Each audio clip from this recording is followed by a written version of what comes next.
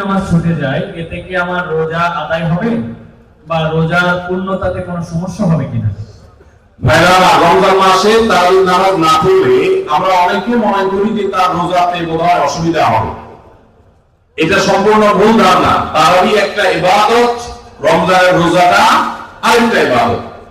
যেহেতু তারাবি না পড়লেও রমজানের রোজা হয়ে যায়, তাহলে তারাবি পড়ার কি দরকার আছে? কেন? রোজা তো হয়ে যাবে। আলাদা ইবাদত। রোজা রাখা একটা ইবাদত, তারাবি পড়াটা আরেকটা ইবাদত। নবী করিম সাল্লাল্লাহু আলাইহি ওয়াসাল্লাম একই হাদিসে দুটি কথা বলেছেন, মান ক্বামা রমাদানা ঈমানান ওয়া ইহতিসাবান গুফিরা লাহু মা তাকাদ্দামা মিন যামবি। একই হাদিসে বলেছেন, মান সামা রমাদানা ঈমানান ওয়া ইহতিসাবান গুফিরা লাহু মা তাকাদ্দামা মিন যামবি। যে ব্যক্তি ঈমান এবং ইখলাসের সাথে রমজানের রোজা রাখবে, আল্লাহ তার পূর্বের গুনাহ মাফ করবেন। যে তারাবি পড়বে, তারও পূর্বের গুনাহ মাফ করবেন ইনশাআল্লাহ। এইজন্য ভাইরা, তারাবির নামাজ পড়তে হবে। এটা সুন্নাহ, গুরুত্বপূর্ণ সুন্নাহ, সরল সুন্নাহ না। নবী সাল্লাল্লাহু আলাইহি ওয়াসাল্লাম ছাড়েন নাই, সাহাবীরা ছাড়েন নাই। কোনো ওযর ছাড়া তারাবি ছাড়া যাবে না। জামাত ছুটে গেলে একা একা হলেও পড়বেন, কিন্তু কোনো কারণে পড়তেই পারলেন না, সফরে আছেন, ট্রাভেলে আছেন, বাসে ছিলেন, ট্রেনে ছিলেন, নাইটে সফর করেছেন, তারাবি পড়তেই পারেন নাই, ইনশাআল্লাহ আপনার রোজা হয়ে যাবে। তাই বলে তারাবিকে অনেকে অবহেলা করেন আজকাল, যেটা তো সুন্নাহ, না পড়লে কি এই অবহেলাটা আরেকটা বসে। তাহলে আমাদের মধ্যে দুইটাই সীমা লঙ্ঘন। কেউ মনে করেন তারাবি না পড়লে রোজাই হবে না, এটা হলো বাড়াবাড়ি। আর অনেকে মনে করেন তারাবি না পড়লেই বাকি, এটা হলো ছাড়াছাড়ি। এই বাড়াবাড়ি এবং ছাড়াছাড়ির মধ্যে আমাদের থাকতে হবে। আল্লাহ আমাদের তৌফিক দান করুন। হুজুর, রমজান মাসে কন্যার বাড়ি থেকে ছেলের বাড়িতে ইফতার না পাঠালে শ্বশুর শাশুড়ি গালমন্দ করে, এমন অবস্থায় কি করা উচিত? কন্যার বাড়িতে কি ইফতার পাঠানো উচিত? আপনার কাছে জানতে চাই। ভাইরা আমার, আমাদের সমাজের বহুল প্রচলিত, বহুল প্রতিষ্ঠিত কুসংস্কারগুলোর মধ্যে থেকে একটি হলো এটি যে মেয়ের বাবার বাড়ি থেকে রমজান আসলে ইফতারের বিভিন্ন আইটেমের জন্য ছেলে, ছেলের মা, ছেলের বাবা, ছেলের গোষ্ঠী, ছেলের বিভিন্ন মহিলারা, ফ্যামিলি তার অপেক্ষায় থাকে। আল্লাহর জমিনে যদি 10টা নিকৃষ্টতম ছোট মুখী থাকে, তার একটা হলো এইটা। যুবক ভাইরা, কোন যুবক হাত তুলে বলতে পারবেন যে আমার শ্বশুর বাড়ি থেকে রমজান উপলক্ষে এরকম করা ভিক্ষাবৃত্তি আমরা করতে দেই নাই? বলতে পারবেন কেউ? দেখি কার কার বলতে পারা বল আছে, হাত তোলেন। হয় নাই যাদের? বাবা যে আপনি হাত তুলেছেন, আপনাদের আমাদের এগুলো ছিলই না। আপনি হুড়ে কেটে দিচ্ছেন কেন? এগুলো তো নতুন, আমাদের দেশে নতুন ফেতনা শুরু হয়েছে। এই দাঁড়িয়ে না ভাই, আপনি হাত তুলছেন কি বুঝা? বলেন বলেন, কি বুঝে হাত তুললেন? আপনার শ্বশুরবাড়ি থেকে ইফতার আসে নাই? হ্যাঁ, আসে নাই? বিয়ে করছেন? হ্যাঁ, বিয়ে করছেন, শ্বশুরবাড়ি থেকে ইফতার আসে নাই? গরিব তারা, মানে কারণ কি? ভাইরা আমার, এদেশ থেকে যৌতুককে ওলামায়ে কেরাম মিম্বার থেকে, মাহফিলের মঞ্চ থেকে ঝেঁটিয়ে বিদায় করেছেন, আলহামদুলিল্লাহ। যৌতুকের অভিশাপ থেকে এদেশকে মুক্ত করেছেন ওলামায়ে কেরাম। এক চেটি অবদান এদেশের ওলামায়ে কেরামের এই কাজটা। যৌতুক চলে গেলে কি হবে? ইফতারের নামে যৌতুক এখনো বাকি আছে। এটা আমাদের দূর করতে হবে কি হবে না? অনেক যুবক আছে, তারা বলে যে আমার শ্বশুরবাড়ির লোকেরা খুশি মনে দেয়। ভালো করে শুনে রাখেন, 2 নাম্বারের অপর নাম হলো এখন খুশি মনে দেওয়া। ঘুষখোর সেও বলে খুশি হয়ে দিচ্ছে, যৌতুকখোর সেও বলে বেঈসা খুশি হয়ে দিচ্ছে। শুধু খুশি হয়ে না, জোর করে হবে। জোর করে দিবে না, কি করবে? তার মেয়েটার শান্তি দরকার। তার আপনি যদি বাপের বেটা হয়ে থাকেন, মুসলমানের সন্তান হয়ে থাকেন, বিনয়ের সাথে শাশুড়িকে বলবেন, শ্বশুরকে বলবেন, কোনো কিছু আমার এখানে পাঠাবেন না, পাঠালে আমি মনে কষ্ট পাবো, উল্টা পাইলে আমি দিব। একটা কথা আমি সবসময় বলি ভাই, একটা মেয়েকে কষ্ট করে গর্ভধারণ করা জন্মের পর থেকে নিয়ে তাদেরকে পড়ালেখা ভরণ পোষণ দিয়ে বড় করে যখন সে সার্বিকভাবে একজন পূর্ণাঙ্গ মানুষে পরিণত হয়েছে, সুশিক্ষিত হয়েছে, সুস্থ সবল হয়েছে, সুঠামদেহী হয়েছে, তখন তাকে ছেলে পক্ষের হাতে তুলে দেয়। সারা জীবন এই মহিলাটার পেছনে ইনভেস্ট করেছে কে? তার বাবা মা। আর ভোগ করছে কে? স্বামী এবং স্বামীর ফ্যামিলি। ঠিক না ঠিক? পড়ালেখা করেছে মেয়ের বাপ মা, ওই পড়ালেখা দিয়ে ওই শিক্ষা দিয়া স্বামীর ছেলে মেয়েকে সে পড়ালেখা করা। ঠিক না ঠিক? রান্না বান্না শিখেছে তার মা, ওই শিক্ষা দিয়ে রান্না বান্না করে খাওয়া কারে? স্বামীকে, শ্বশুর শাশুড়িকে। ঠিক না ঠিক? তাহলে উচিত হলো ছেলে পক্ষে মেয়ে পক্ষকে এটা বলা, বেশাবকে বলবে, ছেলের বাবা মেয়ের বাবাকে বলবে, বাবাজি বা ভাই, আপনার মেয়ে তাকে মানুষ করতে যত টাকা পয়সা লাগছে তার সব কিছু আমি দিতে চাই। এরপর তো কোনো মানুষ কেনা যায় না, এটা কেনার জন্য দেওয়া না, অন্তত কৃতজ্ঞতা আদায়ের জন্য দেওয়া। এটা বলা দরকার ছিল, সেটা না করে উল্টা আস্ত একটা মেয়ে দিয়ে দিল, তার সাথে আবার আপনি যৌতুক আশা করতেন। আপনার চেয়ে বড় ছোট লোক আল্লাহর জমিনে আর হতে। এই সমস্ত ভিখারীদেরকে ধরে ধরে আসুনা ফাউন্ডেশন ইফতার প্রজেক্টের জন্য পাঠাই দিলেন। আপনাদের এই মাঠেও ইফতার বিতরণ হয়, যাদের শ্বশুর বাড়ি থেকে ইফতারের দরকার হয় এদের সবাইকে আমাদের ওখানে পাঠিয়ে দিবেন। কথা বুঝে আসছে? এখন এরপর থেকে হুদাই যায় আমাদের ওখানে সিরিয়াল ধরবে, সিরিয়াল ধরলে সবাই ইফতার পাবে। শর্ত হলো সে প্রকাশ্যে ঘোষণা দিবে, আমি শ্বশুর বাড়ি থেকে ইফতার প্রত্যাশী ছিলাম, কিন্তু সেখান থেকে ইফতার পাওয়ার কোনো ক্ষীণতম সম্ভাবনা না থাকায় আমি নিরুপায় হয়ে এখন রাসূলুল্লাহ সাল্লাল্লাহু আলাইহি ওয়াসাল্লামের দ্বারস্থ হয়েছি। এইটা যদি আপনি ঘোষণা দিতে পারেন আমাদের দিতে কোনো অসুবিধা নেই ইনশাআল্লাহ। ভাইরা আমার এই কুসংস্কার আমরা দূর করব ইনশাআল্লাহ। খুশি মনে বলতে কোনো কিছু নেই। খবরদার, মেয়ে পক্ষ যদি ইফতার পাঠায় ছেলে পক্ষ পাঠায় না কেন? মেয়ে পক্ষ যদি 2 আনা পাঠায় ছেলে পক্ষ 4 আনা পাঠানো উচিত। অনেক মহিলারা আছে ফ্যামিলি, তারা কোচাকুচি করে বৌমাকে। আল্লাহ আমাদের এই কুসংস্কার থেকে মুক্ত থাকার তৌফিক দান করুন। রোজা রেখে কোন চুল বা নখ কাটা যাবে কিনা? রোজা রেখে চুল বা নখ কাটা যায় আপনাদের এলাকায়? যায়? আলহামদুলিল্লাহ, সহজ মাসালা। রোজা রেখে চুল বা নখ কাটলে রোজার কোনো অসুবিধা হয় না। রোজা রেখে সরিষার তেল গায়ে মাখলে কোনো অসুবিধা নেই, কোনো আপনার স্নো পাউডার ইত্যাদি ব্যবহার করলে এগুলোর কোনো অসুবিধা নাই, রোজা হয়ে যাবে ইনশাআল্লাহ। একজন 2টা প্রশ্ন করছেন। এক প্রশ্ন হচ্ছে, স্বামীর কথা শোনাটা যতটা জরুরি স্ত্রীর কথা শোনাটা কি ততটা জরুরি নয়? স্বামীর কথা যতটা শুনবেন স্ত্রীর কথাটাও কি ততটা শুনবেন কিনা? দেখুন, পৃথিবীতে ফ্যামিলি ব্যবস্থাপনা ইসলামে একটা আছে, আর এর বাইরে পশ্চিমার আরেকটা আছে। 2টা সিস্টেম। ইসলামের ফ্যামিলি ব্যবস্থাপনা হলো আল্লাহ তাআলা কোরআনে পরিষ্কারভাবে নির্দেশ করেছেন, আর-রিজাল কাওয়ামুনা আলান নিসা। পুরুষদেরকে আল্লাহ রাব্বুল আলামিন নারীদের উপরে দায়িত্বশীল করেছেন, তাদেরকে আল্লাহ তাআলা অভিভাবক বানিয়েছেন। এখন যদি কেউ নারী এবং পুরুষকে সমান সমান করতে চায়, তাহলে তার পরিণতি কি হতে পারে পশ্চিমের দিকে তাকালে বুঝতে পারবেন। ভাই আমার, একটা ছোট্ট মুদি দোকানে যদি আপনি চালাইতে হয়, একজন মালিক আর একজন শ্রমিক বা কর্মচারী থাকা লাগে কি লাগে না? 2জনই মালিক, সমান সমান শেয়ার, দুজনে দোকানটা পরিচালনা করে, দোকানটা ঠিকমতো চলবে? কারণ সকাল বিকাল গন্ডগোল বাঁধবে। ঠিক না ঠিক? এভাবে কোন দোকান যদি না চলে, তাহলে একটা সংসার কখনো সুষ্ঠুভাবে চলতে আপনি কাউকে না কাউকে অভিভাবক মানতেই হবে। হ্যাঁ, এর মানে এই না যে অভিভাবক যা খুশি তা করতে পারে, জুলুম করতে পারে, অন্যায় নির্দেশ দিলেও সে অধিকার আছে, সেটা ইসলাম বলে না, কখনো বলে না। ভাই আমার, আজকের পৃথিবী নারীদেরকে সমান অধিকার দিতে বলে, ইসলাম ন্যায্য অধিকার দিতে বলে। ইসলাম কি দিতে বলে?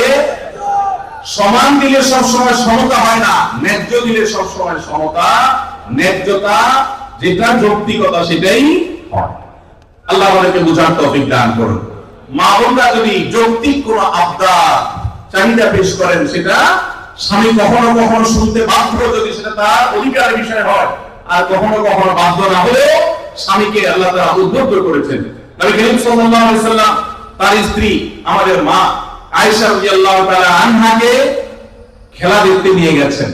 আমাদের রাসূলুল্লাহ তাআলা ভাই হাদিস বর্ণনা করার পরে বলেছেন ফাকদুরু কদরাল জারিয়াতিল হাদিসাতি সিমরি আল হাদিসাতি আল্লাহি, ও দুনিয়ার পুরুষেরা, যুবকেরা, স্বামীরা শুনে রাখো, আল্লাহর নবী সাল্লাল্লাহু আলাইহি সাল্লাম নবী হওয়ার পর এত রাসূল হওয়ার পর তিনি তার স্ত্রী হিসেবে আমি যখন তার কাছে খেলা দেখতে চেয়েছি তিনি নিয়ে গেছেন, যতক্ষণ পর্যন্ত আমি নিজে বিরক্ত হয়ে উঠে না আসি ততক্ষণ পর্যন্ত নবী সাল্লাল্লাহু আলাইহি সাল্লাম বসেছিলেন, আমাকে নিয়ে আসেন নাই, বলেন নাই আয়েশা চলো আর কতদিন এটা বলেন নাই। অতএব তোমরা তোমাদের কম বয়স্ক যে সমস্ত স্ত্রীগণ আছেন তাদের বিনোদনের প্রতি, আনন্দের প্রতি তোমরা খেয়াল রাখবে, এটা আমাদের আয়েশা বলেছেন। তাহলে বোঝা গেল স্ত্রী যদি কিছু চায় সেটা পূরণ করার জন্য স্বামী যথাযোগ্য চেষ্টা করবেন, যদি অন্যায্য না হয়, অন্যায় না হয়, অযৌক্তিক চাওয়া না হয়। কিন্তু এর মানে এই না যে ইসলাম সবাইকে সমান অধিকার দিয়েছে, সমান অধিকার দিলে মারামারি ছাড়া কিছু হবে না। পশ্চিমে যান, কোন সংসার বলতে কিছু নাই। গত সপ্তাহের কথা, নিউজিল্যান্ডের একটা শহরে অকল্যান্ডে আমাদের এক প্রবাসী বাংলাদেশি ভাই বুয়েটি আনলি, ওনার বাসা উনি নিয়ে গেলেন ফজর নামাজ পড়ে মসজিদ থেকে পাশে ওনার বাসা। তো ওনার বাসায় গিয়ে আমি একটু আশপাশে কিছু গাছ টাছ দেখলাম, দেখে বের হচ্ছি। উনি আমাকে দুটা জিনিস দেখালেন। একজন বললেন যে ভাই আপনি যে সবজি চাষ করেন ঢাকায়, ওই ভিডিও দেখার পর আমার ওয়াইফের চাপে আমি এই যে লাউ গাছ লাগাইছি, সেই লাউ গায়ে অনেক লাউ ধরছে। চিন্তা করলাম আমরা কাজ করছি এখানে 11,500 কিলোমিটার জন্য আমল দিচ্ছে লাভ করে 11,500 কিলোমিটার দূরে। তো তার একজন প্রতিবেশী বৃদ্ধ, বয়স 65 থেকে 70 হবে, এই ভদ্রলোকের সাথে আমার পরিচয় করায় বললেন যে আমার নেই বড় আমার প্রতিবেশী। তো আমি বললাম যে তার বাসা যে শুনশান নীরব ব্যাপার কি? তো বলল যে তার বাসা কেউ নাই, তার কোনো ফ্যামিলির সদস্য নাই, 20 বছর সে এই বাসাতে আছে, কোনো সদস্য নাই, বয়স 65 থেকে 70, গায়ে দেখি যে ময়লা আবর্জনা লেগে আছে, ভোরবেলা করতে গিয়ে কাজ করে আসছে, পরিশ্রম করে খায় দেয়। আমি অবাক হয়ে গেলাম। আমাদের দেশে একজন বৃদ্ধ মানুষ 20 বছর ধরে একা একা তিনি উপার্জন করে চলতে হয়, তার দেখভাল করার কেউ নাই, এটা কি কল্পনা করা যায়? আপনি যদি ট্রাভেল করেন সারা দুনিয়াতে দেখবেন বৃদ্ধ বৃদ্ধ মহিলা 60, 65, 70, 80 বছর একা একা ট্রাভেল করছে, কেউ তাদের সাথে নাই। ইসলাম যে পরিবার ব্যবস্থাপনা রেখেছে এটার উপরে পোদ্দারি করতে গিয়ে গোটা পৃথিবীর বেশিরভাগ দেশগুলো নিঃস্ব হয়ে গেছে। অতএব আমরা যারা আল্লাহর বিধানের সাথে পাল্লা দিতে যাব তাদের গোল্লা যাওয়া ছাড়া কোনো উপায় থাকবে না। মেয়েদেরকে ইসলাম সমান অধিকার দিতে বলে না, কোন কোন ক্ষেত্রে ছেলেদের চাইতে বেশিও দিতে বলে, আবার কোন কোন ক্ষেত্রে কমও দিতে বলে, যেখানে যতটুকু প্রয়োজন ততটুকু। অতএব শিয়ানে সমানে সমান যদি করতে চান তো ওদের যে অবস্থা হয়েছে, সংসার ভেঙে গেছে, পরিবার ব্যবস্থা ভেঙে গেছে, সে অবস্থা আমাদের হবে। আমি ওই ভাইকে জিজ্ঞেস করলাম এই লোকটা ফ্যামিলি ছাড়া কেন থাকে, কারণ কি একা থাকতে ভালো লাগে? তখন তিনি আমাকে বললেন ভাই সাথে থাকে না, এই জন্য ফ্যামিলি ছাড়া থাকে যে বউয়ের সাথে তো 2 দিনের বেশি 3 দিন বলবে না। নিয়ম হলো, আইন হলো, বেশিরভাগ উন্নত দেশগুলোর আইন একই রকম। 3 বছর যদি বিবাহ লাস্টিং করে, বিচ্ছেদ হলে স্বামীর যা উপার্জন আছে তার অর্ধেক স্ত্রী, স্ত্রীর যা উপার্জন আছে তার অর্ধেক স্বামী পেয়ে যাবে। এই আইনের কারণে মানুষ বিবাহ করতে চায় না, অবৈধ সম্পর্ক দিয়ে সেই কাজ সারে, যার কারণে সন্তান হয় না, জেনারেশনের মধ্যে গ্যাপ তৈরি হয়ে যাচ্ছে।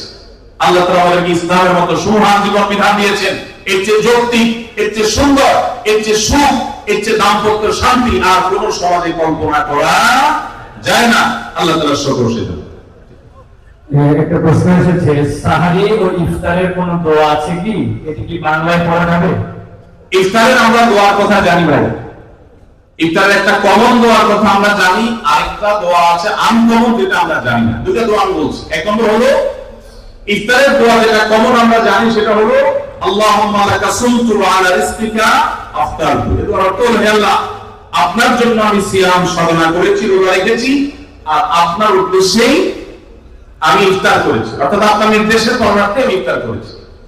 এই যে আল্লাহুম্মা লাকা সুমতু ওয়া আলা রিজকিকা আফতারতু, এটা ইফতারের একটা দোয়া। আরেকটা দোয়া হলো যাহাবা যামা ওয়া তাল্লাতিল উরুক ওয়া সাবাতাল আজরু ইনশাআল্লাহ। অনেকে এটা জানেন মাশাআল্লাহ। যাহাবা যামা মানে আমার পিপাসা দূর হয়ে গেছে, ওয়া তাল্লাতিল উরুক আমার শিরা উপশিরাগুলো সব সিক্ত হয়ে গেছে, ওয়া সাবাতাল আজরু ইনশাআল্লাহ, এবং আল্লাহ চাহেন তো এই রোজার বিনিময়ে আমার জন্য অবধারিত হয়ে গেছে। এই যে দোয়া ইফতারের, এটা কি ইফতারের আগে করবেন না মাঝখানে করবেন না শেষে করবেন? কি বলেন, ইফতারের আগে না শেষে? যারা যারা আগের পক্ষে তারা হাত তোলেন, মাশাআল্লাহ। বড় ভাইরা আমার, এই দোয়া ইফতারের পরে করবেন, আগে না। অনেকেই এই ভুলটা জানেন, অনেকে মনে করেন যে আগেই করতে হয়, আগে না। ইফতারের দোয়া কখন করবেন? ইফতারের শব্দের অর্থের দিকে খেয়াল করলে তো দেখতে পারেন পিপাসা দূর হয়ে গেছে, শিরা উপশিরা সিক্ত হয়ে গেছে, এটা কি ইফতারের আগে না পরে হয়? তাহলে আল্লাহুম্মা লাকা সুমতু ওয়া আলা রিজকিকা আফতারতু, আল্লাহ তোমার জন্য রোজা রাখলাম, তোমার রিজিকে ইফতার করলাম, এটা কি আগে না পরে? পরে। অতএব এটা ইফতারের পর। তাহলে ইফতারের শুরুতে কি করবেন? বিসমিল্লাহ। বিসমিল্লাহ বলে যে কোনো খাবার খান, ইফতার খাবেন।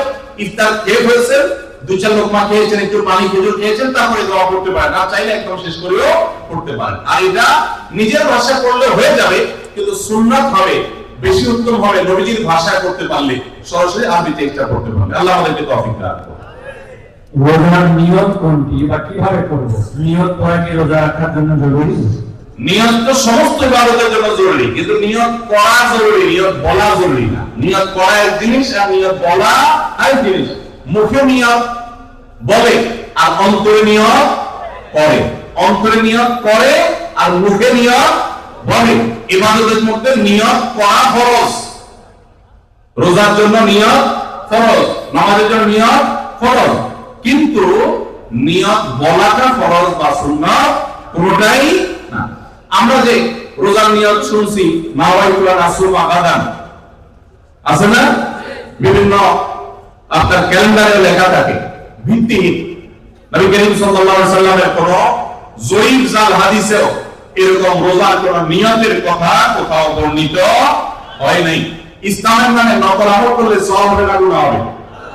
খবরদার। এই জন্য আমরা মেহরবানি করে, আমি কি জন্য ঘোড়া তুলছি, সারিকে তুলছি, সারিকে মুসলিম কাজ করে তারা পাই, এটাই আমার নিয়ম। মন ইচ্ছা আছে, ইন্টেনশন আছে, এটাই নিয়ম। কোনটা আলাদা নিয়তের উচ্চারণ দরকার নাই। কাউকে কবজে হাসানা হিসেবে টাকা ধার দিলে সেই টাকার কি যাকাত দিতে হবে? কারণ সেই টাকা কখন পাবো অনিশ্চিত। ভাইরা আমার, অনেক দরকারি একটা প্রশ্ন। আপনি কাউকে লোন দিয়েছেন, হাওলাত দিয়েছেন, কবে দিতে জানেন না, যাকাত দিতে হবে কি হবে? উত্তর হলো, কোন টাকাই যাকাত মুক্ত থাকবে না যদি সেটা নেশাবকে স্পর্শ করে। এখন ধরুন আপনি আমাকে 1 লাখ টাকা লোন দিয়েছেন, 1 লাখ টাকা কি নেশাব টাচ করে না করে না? করে। 85 গ্রাম রূপা কেনার মতো টাকা থাকলেই নেশাব হয়ে যায়। তো 1 লাখ টাকা 85 গ্রামের বেশি রূপা কিনা যায়, অতএব এটা নেশাব। নেশাবের মধ্যে যেহেতু আছে, অতএব এই 1 লাখের যাকাত কাউকে না কাউকে দিতে হবে। এখন টাকাটা আমি লোন নিয়েছি আর উনি আমাকে লোন দিয়েছেন, এখন যদি বলেন যে আমার যাকাত দিতে হবে, তো আমি তো টাকার মালিকই না, টাকা তো ওনার। তো এই জন্য যিনি লোন দিবেন যাকাত তিনি দিবেন। এখন একটা প্রশ্ন হয়, ভাই এটা কোনো কথা হলো? বেচারা টাকা লোন দিছে, হাওলা দিছে সওয়াবের আশা, আর তার যাকাতও তার দেওয়া লাগবে, কেমন কথা? উত্তর হলো, ইমানদার লোন দিলে সওয়াব আছে না নাই? কিরকম সওয়াব ধারণা আছে? কে বলতে পারেন লোনের সওয়াব কি? কি সওয়াব বলেন তো? মাশাআল্লাহ মাশাআল্লাহ। এলাকার মানুষ দেখা যায় বেশ কোরআনিসের এলেম রাখেন। কোন কোন ক্ষেত্রে লোন বা হাওলাত দিলে দান করলে যে পরিমাণ সওয়াব হয় তার চেয়ে বেশি সওয়াব হয়।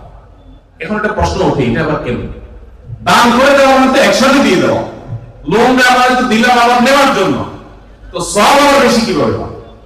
সেটার ব্যাখ্যা হলো, ধরেন ওনাকে আমি 10 টাকা দান করলাম, ওনার দান দরকার, কিন্তু ওনার দানটা কেন দরকার? উনি এই 10 টাকা দিয়ে একটা কলা খান, যেটা আসলে তার এমন কোনো আহামরি প্রয়োজন নাই, এটা না খেলেও তার চলে, পেট ভরা আছে, আমরা কলা খেতে মন চাইছে, টাকা নাই, আমি 10 টাকা তার সাদাকা করলাম, দান করলাম। এই দানের চাইতে ওনার দরকার হলো লোন, এমন লোন যে লোন দিয়ে তার জীবন রক্ষা হবে, কঠিন কোনো কাজ হবে।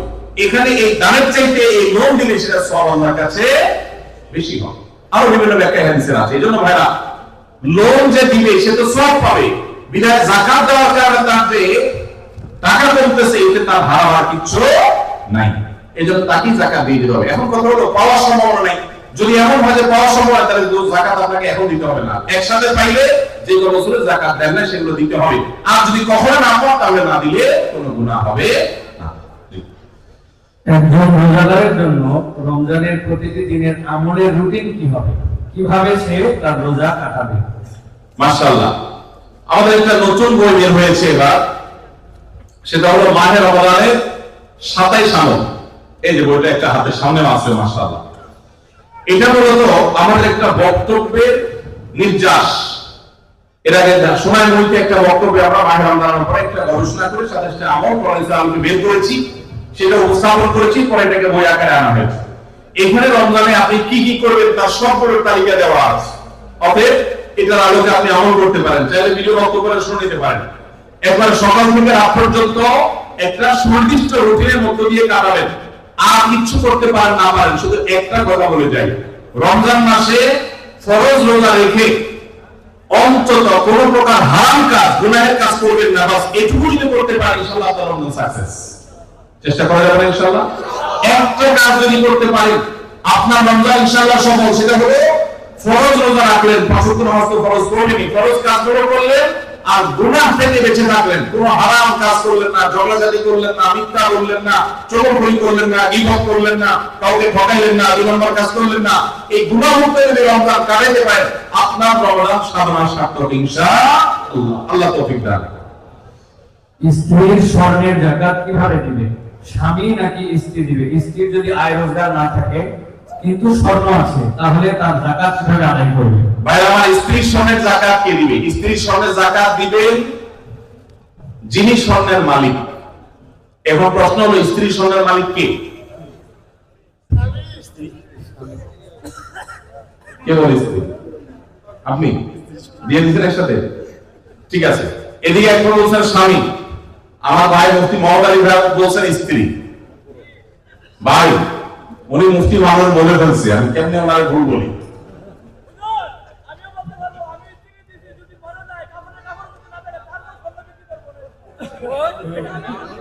মাশাআল্লাহ মাশাআল্লাহ,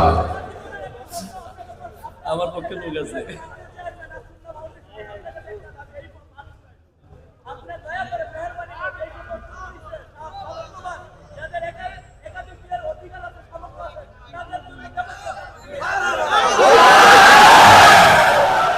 যুবক পোলাপান একটাই পায় না, আপনি কোন একাধিক?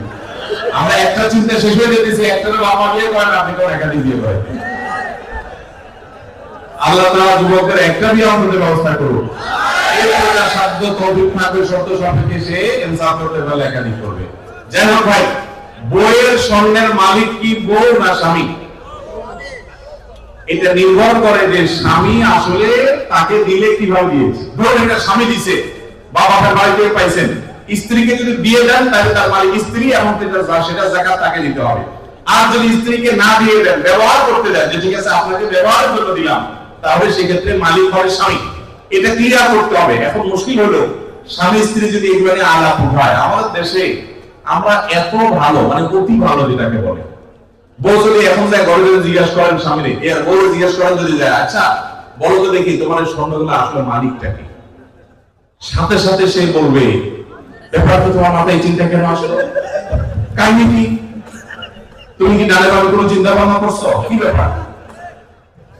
আমরা কত সরল সহজ চিন্তা করি। একটা সম্পদের মালিকানা ক্লিয়ার হওয়া লাগবে কি লাগবে না? স্ত্রীকে যদি জিজ্ঞাসা করেন, আচ্ছা তোমার যে স্বর্ণগুলো আছে, এগুলো আসলে মালিক কি তুমি না আমি? কে? অবশ্য আজকাল মেয়েরা এগুলো বলবে না, বেশিরভাগ মেয়েরা বলবে, বলো কি তোমার সন্দেহ হয়? আমি যে ব্যাপারে কোনো সন্দেহ আছে?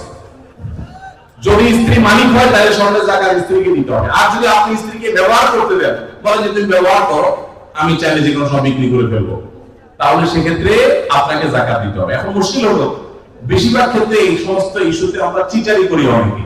কিভাবে? স্ত্রীকে দিছে, তার ধান্দা আছে বিদেশে যাওয়া লাগলে, ভিসা পেয়ে গেলে বিক্রি করে দিবে। ওটা বললে তো বউ খেপে যাবে, এজন্য ডাইরেক্ট কিছু বল না, পাম্প করতে দিয়ে ওটাই ভিসা কথা বলে তাই খুশি করে। আবার যখন দরকার হয় তখন তো বিক্রি করে ফেলে। আছে না নাই? এই 2 নাম্বারই করা চলবে না, ক্রিস্টাল ক্লিয়ার হতে হবে। আরবিতে একটা প্রবাদ আছে, তাআমালু কালা জানি ওয়া তাআশারু কালা কারিব। আর্থিক লেনদেন হবে অচেনা মানুষের মতো, আর সাধারণ আচার আচরণ হবে সবার সাথে চেনা মানুষের মতো। এই জন্য ক্লিয়ার করবেন। এখন প্রশ্ন হলো, স্ত্রী যদি স্বর্ণ মালিক হয়, উনি থেকে জাকাত দিবেন, তা তো উপার্জন নাই। উত্তর হলো, তিনি প্রয়োজনে স্বামী থেকে নিয়ে দিবেন, স্বামীকে রিকোয়েস্ট করে বলবেন তুমি আমারটা আদায় করো, যে কোনো ভাবে করবেন, বা স্বর্ণের কোনো একটা অংশ সেল করবেন, কোনো না কোনো ভাবে তাকে জাকাত আদায় করতে হবে। স্বর্ণের মালিক মানে তিনি ধনী, অতএব প্রয়োজনে স্বর্ণ আর কিছু অংশ বিক্রি করে হলেও তাকে জাকাত দিতে হবে। তবে স্বামী যদি আদায় করে, জাকাত আদায় হয়ে যাবে স্ত্রী যদি সেটা জানে যে উনি আদায় করছেন। রমজানে কখন দোয়া করলে দোয়া কবুল হয়? রমজানে কি দোয়া কবুলের আলাদা কোনো সময় আছে? রমজানে কখন দোয়া করলে দোয়া কবুল হয় ভাইয়া? নবী সাল্লাল্লাহু আলাইহি ওয়াসাল্লাম বলেছেন, সালাতুল্লাহ তুরাদ্দু দাওয়াতুহুম, তিন ব্যক্তির দোয়া ফেরত দেওয়া হয় না। এর ভিতরে এক ব্যক্তি হলেন ওই ব্যক্তি যেই ব্যক্তিকে আল্লাহ তাআলা রোজা রাখার তৌফিক দিয়েছেন। as-সাইমু হাত্তা ইফতির, ইফতার আগ পর্যন্ত রোজাদারের দোয়া কবুল হয়। কিন্তু স্পেশালি ইফতারের আগের টাইমটা দোয়া কবুল হয়, যে টাইমে আমরা ছোলা মুড়ি মিশাতে ব্যস্ত থাকি, ওই টাইমটাতে দোয়া কবুল হয়। এজন্য ছোলা মুড়ি যা মিশানো দরকার আগে মিশায়া সূর্য ডোবার আগে 10-15 মিনিট মনোযোগ দিয়ে দোয়া করবেন ইনশাআল্লাহ। রমজানে কিভাবে আল্লাহর কাছ থেকে ক্ষমা পাবো? গুনাহ মাফের সবচেয়ে বড় মাধ্যম কি? কিভাবে ক্ষমা চাইলে সব মাফ হয়? মেহেরবানি করে জানাবেন। ভাইরা আমার, ক্ষমা চাওয়ার জন্য আল্লাহর কাছে অনুতপ্ত হতে হবে, যে আল্লাহ যত গুনাহ করেছি আমি মাফ করে দেন। তওবা করতে হবে, লজ্জিত হতে হবে, অনুতপ্ত হতে হবে। এরপরে কায়মর বাক্যে অন্তর অন্তঃস্থ থেকে আল্লাহর কাছে দোয়া করতে হবে মাফ পাওয়ার জন্য। এবং বিশেষ করে সাহারির সময়, ভোর রাত দোয়া কবুলের সময়গুলো বিশেষ করে দোয়া করে ক্ষমা চাইতে হবে, ক্ষমা নিতে হবে। ইফতারের আগ মুহূর্তটা এটা দোয়া কবুলের সময়, তো সেই মুহূর্তটা বিশেষভাবে দোয়া করতে হবে। দোয়া কবুলের যে শর্তগুলো আছে, হালাল উপার্জন, কায়মর বাক্যে দোয়া করা, মনোযোগের সাথে দোয়া করা, চোখের পানি দিয়ে দোয়া করা, সেগুলো করলে আশা করা যায় আল্লাহ তাআলা ক্ষমার দোয়াও কবুল করবেন। আমি একজন ট্রাক ড্রাইভার, আমার পরিবার এবং সন্তান আছে, কিন্তু আমার স্ত্রী আমার কথা শোনে না, আমার করণীয় কি? ভাইরা আমার, মা বোনরা স্বামীদের কথা না শোনা, স্ত্রীরা স্বামীদের কথা না শোনা, এটা একটা ব্যাধিতে পরিণত হয়েছে। পশ্চিমাদের মুখরোচক স্লোগানে আমাদের অনেক মুসলিম নারীরা বিভ্রান্ত হয়ে গেছেন। মনে রাখবেন, কোন নারী যত রকম ইবাদত বন্দেগী করুক, তিনি যদি স্বামীর সাথে সবসময় আড়াআড়ি করা, স্বামীকে ইগনোর করা, তাকে অমান্য করার মানসিকতা তার মধ্যে তৈরি হয়, তাহলে তিনি কখনো নেককার মুসলিম নারী হতে পারেন না। যে ভাই প্রশ্ন করেছেন তাকে বলবো, বিয়ের আগে এটা ভাবা দরকার ছিল যে এই মেয়ের মধ্যে আল্লাহর ভয় আছে কিনা। যদি কেউ মুত্তাকি হয়ে থাকে, সত্যিকার মুসলিম হয়, আল্লাহভীরু হয়, তিনি কখনো স্বামীর অবাধ্য হতে পারেন না। কোন বিষয় নিয়ে মনোমালিন্য হতে পারে, মতভিন্ন হতে পারে,